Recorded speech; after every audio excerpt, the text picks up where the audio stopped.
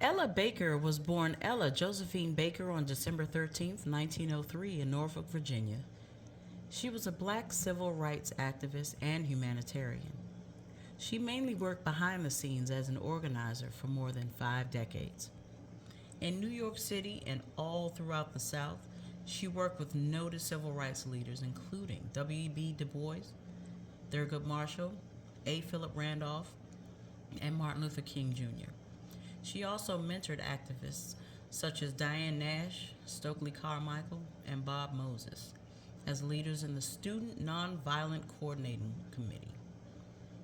She was considered one of the most important American leaders of the 20th century and perhaps the most influential woman in the civil rights movement. For her critiques of both racism and American culture and sexism in the civil rights movement.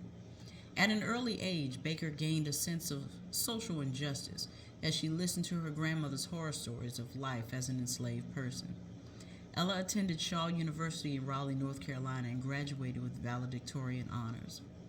She worked as editorial assistant at the Negro National News from 1930 to 1937. She worked at the NAACP in New York chapter from 1938 to 1953.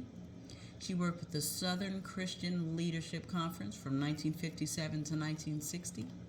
She worked with the Student Nonviolent Coordinating Committee from 1960 to 1966 and the Southern Conference Education Fund from 1962 to 1967.